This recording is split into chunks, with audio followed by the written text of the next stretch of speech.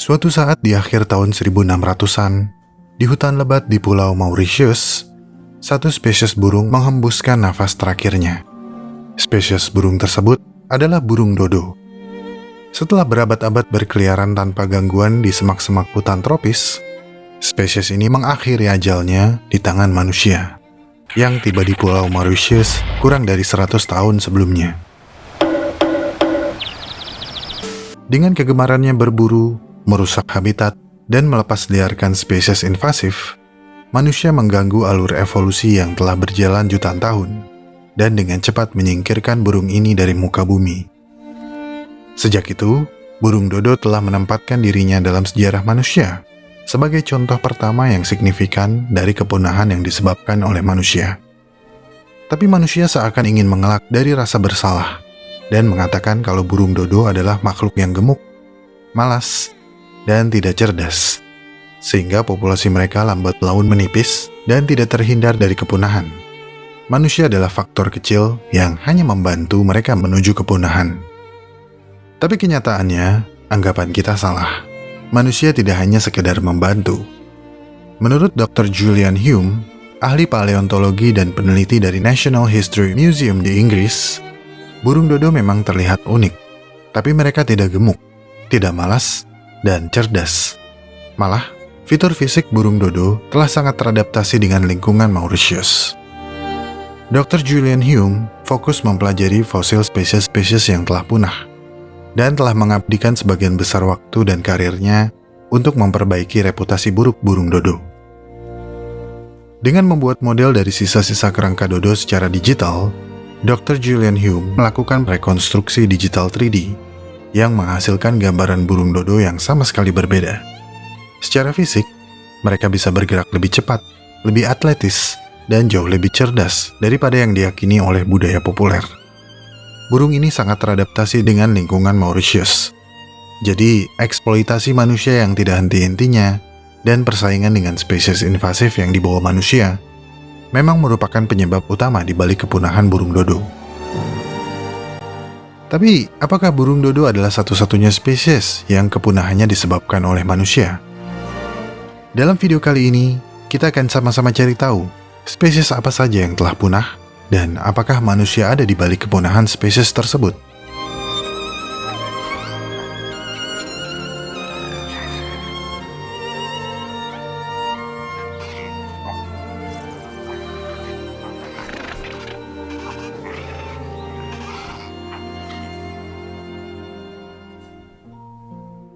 Kepunahan telah menjadi bagian alami dari sejarah evolusi planet ini. Bahkan 99% dari 4 miliar spesies yang telah berevolusi di bumi sekarang telah punah. Memang, kita tidak bisa mengabaikan survival of the fittest atau seleksi alam. Seiring alam berubah, makhluk yang hidup di dalamnya juga harus beradaptasi atau mereka akan musnah. Banyak faktor alami yang menyebabkan kepunahan.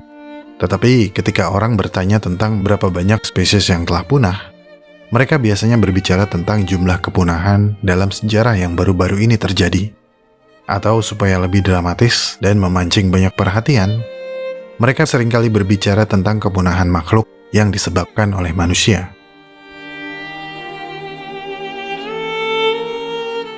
Daftar merah IUCN telah memperkirakan jumlah kepunahan selama 5 abad terakhir. Memperkirakan ya, bukan memastikan. Karena kita tidak akan bisa tahu secara akurat tentang semua spesies di dunia selama periode ini. Jadi kemungkinan beberapa di antaranya telah punah tanpa kita sadari. Ini adalah grafik perkiraan yang menampilkan kelompok taksonomi yang berbeda. Diperkirakan bahwa 900 spesies telah punah sejak tahun 1500.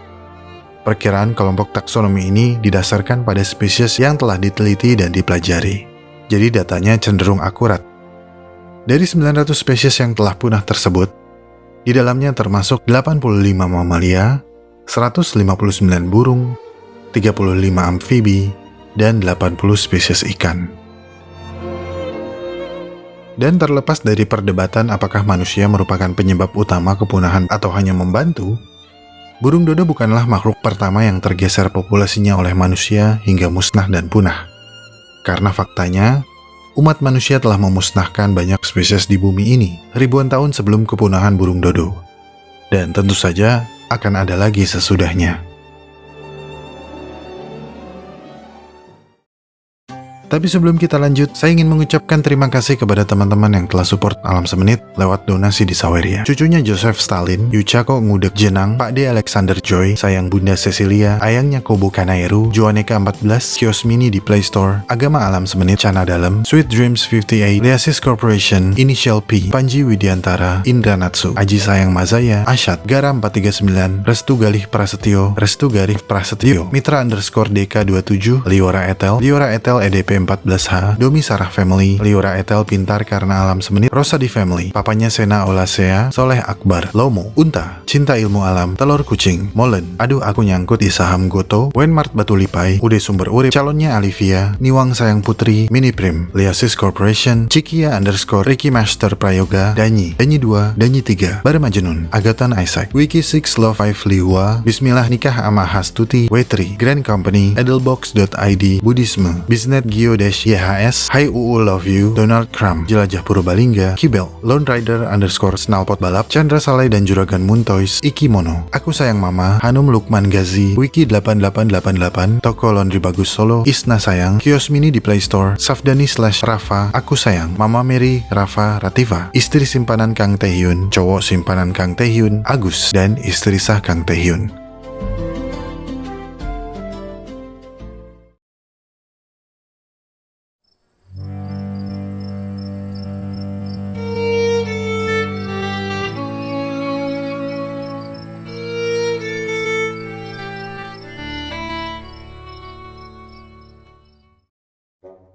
Jadi, jika burung dodo bukanlah spesies pertama yang punah karena manusia, lalu spesies apa yang juga punah karena manusia? Kita sudah terbiasa mendengar tentang kepunahan spesies yang disebabkan oleh manusia. Kepunahan beberapa spesies seringkali dianggap sebagai tren yang relatif baru dalam sejarah kita. Namun, para peneliti telah menemukan bukti paleontologis yang meyakinkan kalau kepunahan spesies karena ulah manusia bukanlah tren baru. Masih menurut Dr. Julian Hume, masalah sebenarnya dimulai ketika manusia bermigrasi. Hipotesis terbaru menunjukkan bahwa migrasi yang menyebabkan populasi manusia tersebar di seluruh dunia dimulai dengan pergerakan hominid seperti Neanderthal dan kerabat manusia purba lainnya, termasuk Homo sapiens, keluar dari Afrika dan Asia Tenggara, sekitar 125.000 tahun yang lalu. Ketika manusia mulai meninggalkan tanah leluhur mereka, puluhan ribu tahun berikutnya, mereka telah menempati Eurasia, Oceania, Amerika Utara, dan Amerika Selatan. Catatan fosil menunjukkan peningkatan paralel dalam kepunahan binatang bertubuh besar, yang juga dikenal sebagai megafauna, yang hidup di benua-benua tersebut. Tidak jauh berbeda dengan manusia modern, manusia prasejarah juga menanyakan pertanyaan ultimate ketika bertemu spesies lain di wilayah yang baru.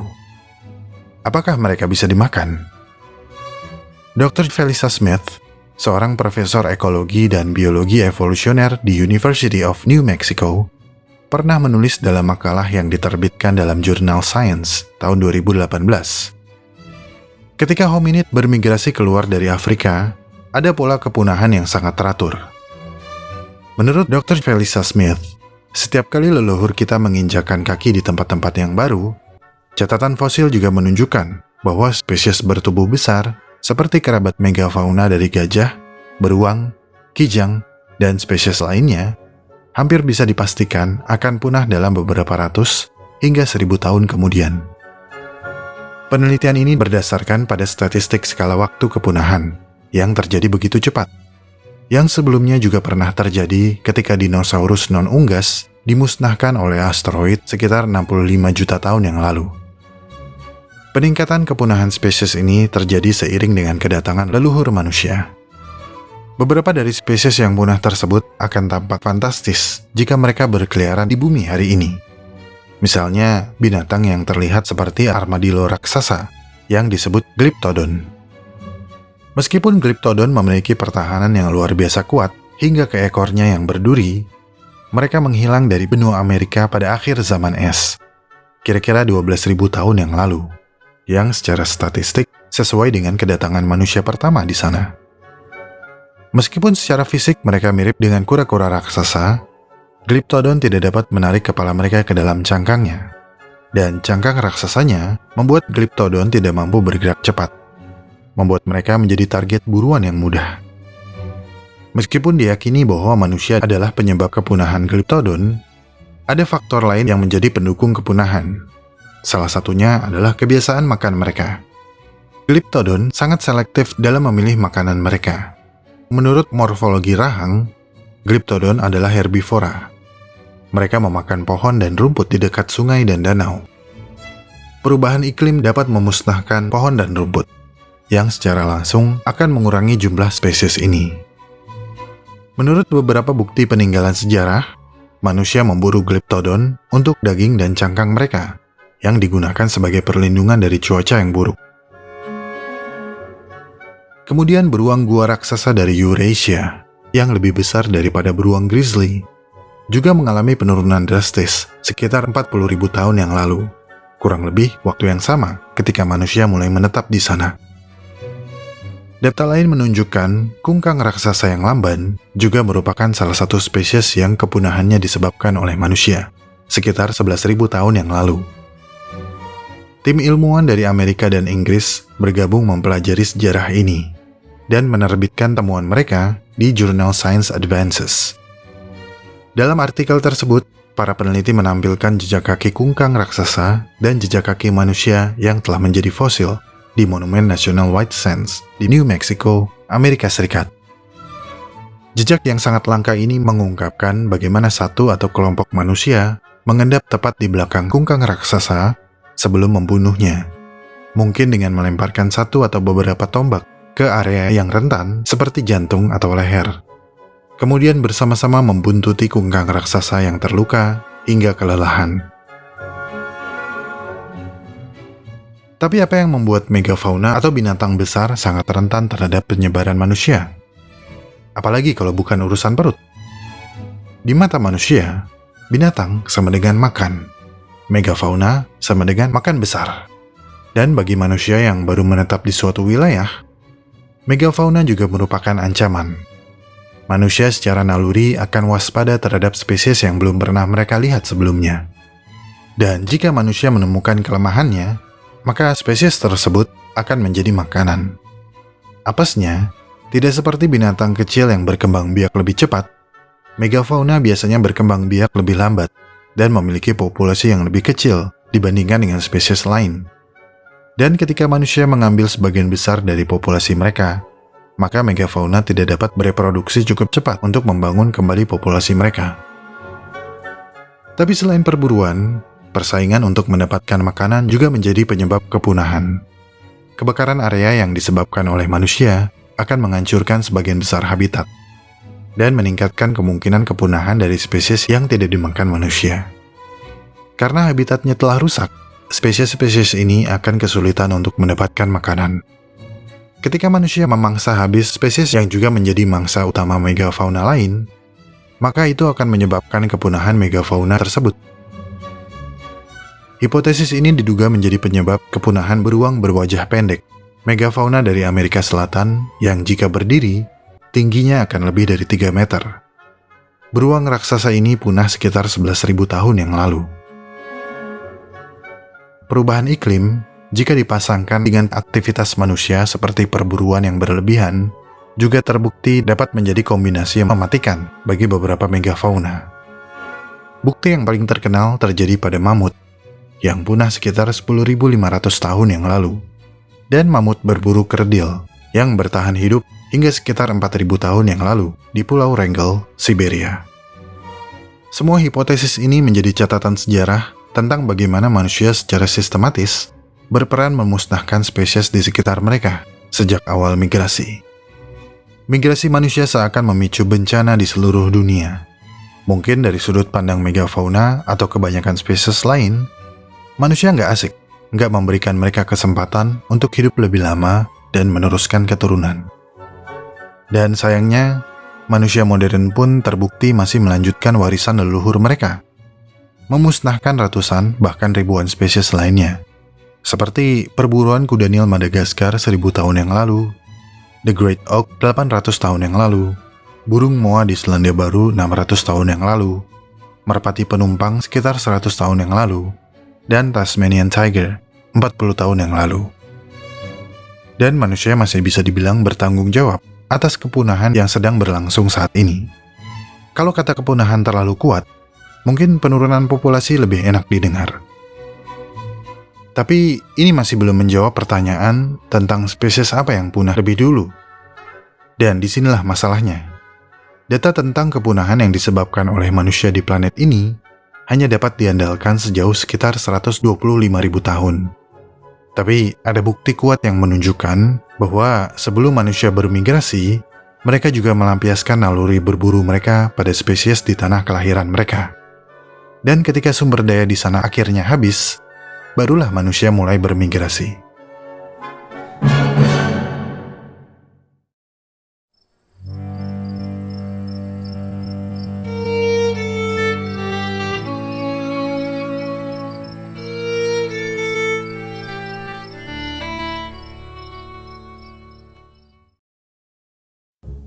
Penelitian fosil yang dilakukan oleh Dr. Felisa Smith telah mengungkapkan bahwa ukuran tubuh rata-rata binatang di Afrika 125.000 tahun yang lalu hanya setengah dari spesies yang ada di benua lain di seluruh dunia. Padahal, Afrika adalah salah satu benua terbesar.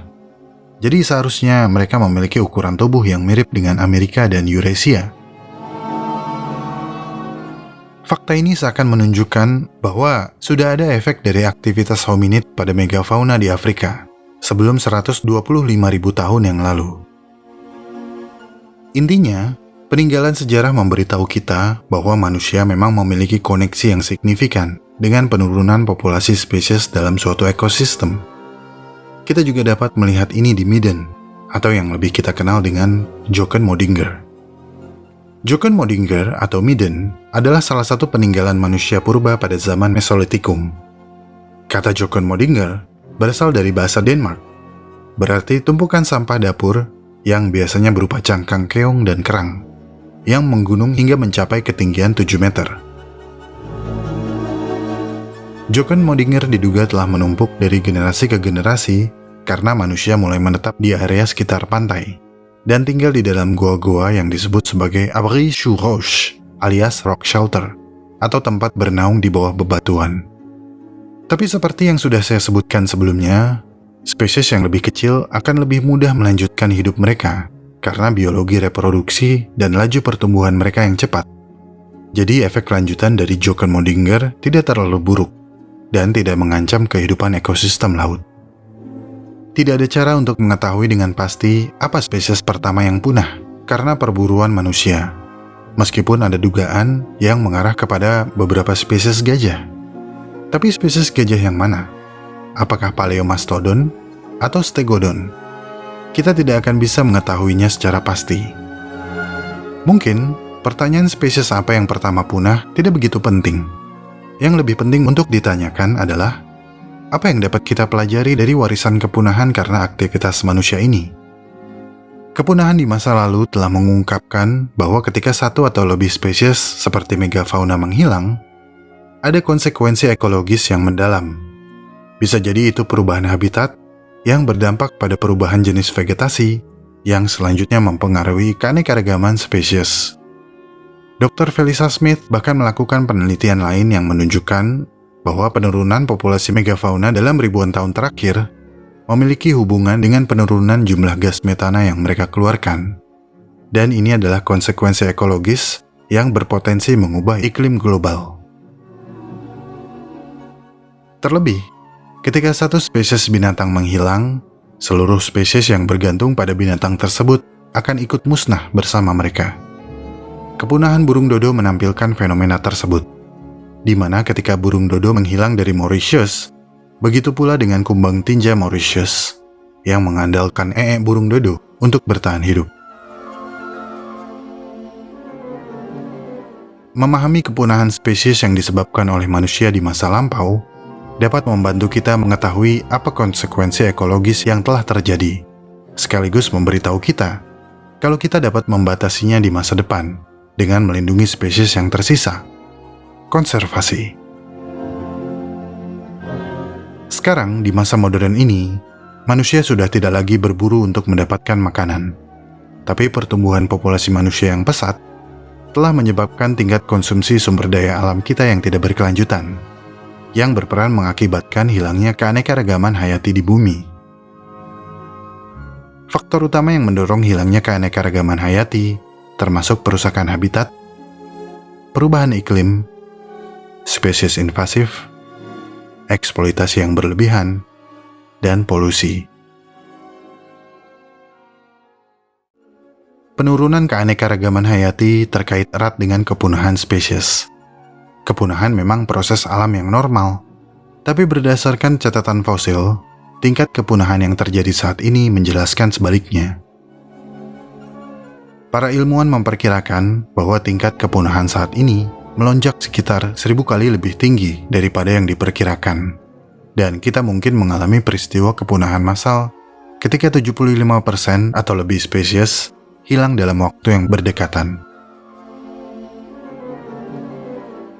Kepunahan merpati penumpang adalah contoh terkenal dari kepunahan yang disebabkan oleh aktivitas manusia.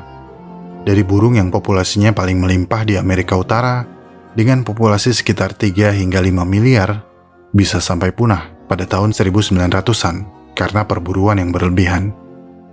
Burung merpati penumpang terakhir yang bernama Martha mati di penangkaran pada tahun 1941 di kebun binatang Cincinnati.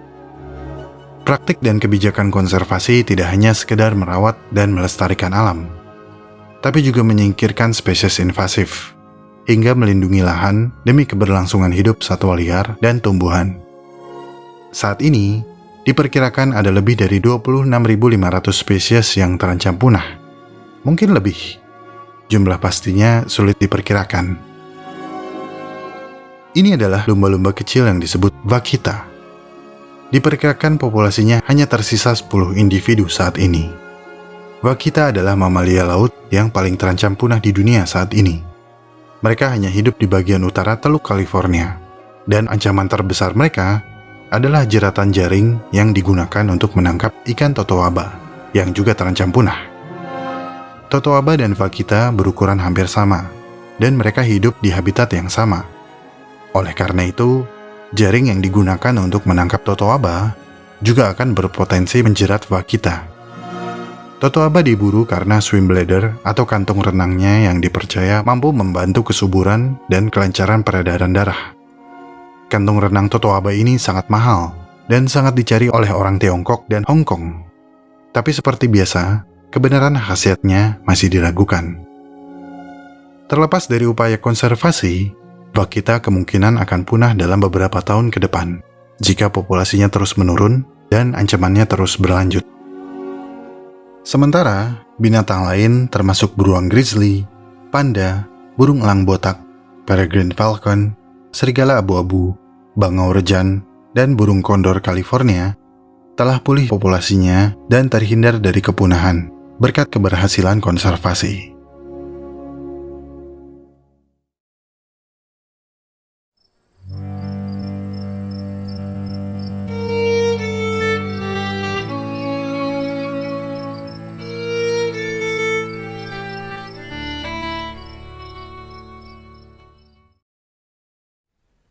Bagaimana jika dibalik? Bagaimana jika manusia yang punah? Apa yang akan terjadi? Nggak usah jauh-jauh mikir ke masa depan. Kita cukup tengok sedikit ke belakang. Tentunya teman-teman masih ingat waktu awal-awal pandemi corona, di mana pergerakan dan aktivitas manusia sangat dibatasi. Betapa birunya langit ketika itu, tanpa asap, tanpa polusi. Dan itu hanya contoh kecil saja. Karena sesungguhnya, manusia nggak ada apa-apanya di mata alam. Cuma satu dari sekian banyak spesies penghuni bumi. Jadi, jika manusia punah, alam akan terus berjalan, memulihkan dirinya dari segala kerusakan yang telah dibuat manusia. Saya tidak sepenuhnya menganggap manusia itu jahat. Tidak, banyak kok manusia yang baik dan peduli dengan alam sekitar. Buktinya, banyak spesies yang diselamatkan dari kepunahan karena masih banyak manusia yang peduli. Mas, ikannya mati ini, sudah di sananya apa? Pengirimannya ini mati. Sama bongkoi wae lek piye iki? Saya hanya mengingatkan kalau sedikit kelalaian di masa lalu akan membawa banyak kerugian di masa mendatang. Kepunahan burung dodo memberi kita petunjuk, atau peringatan lebih tepatnya, agar manusia berusaha melestarikan ekosistem yang tersisa saat ini. Konservasi tidak serta-merta membangkitkan kembali spesies yang telah punah. Tapi mungkin dengan melihat ke belakang dan kemauan untuk belajar dari kesalahan, kita bisa mencegah kesalahan yang sama kembali terulang. Karena yang telah pergi biasanya sulit untuk kembali dan hanya bisa disesali. Asik.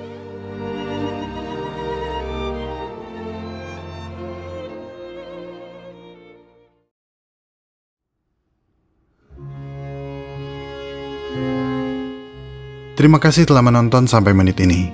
Saya sangat-sangat menghargai segala support yang teman-teman berikan kepada Alam Semenit. Jika ingin tahu lebih banyak tentang subjek pembahasan dalam video ini, cek deskripsi video.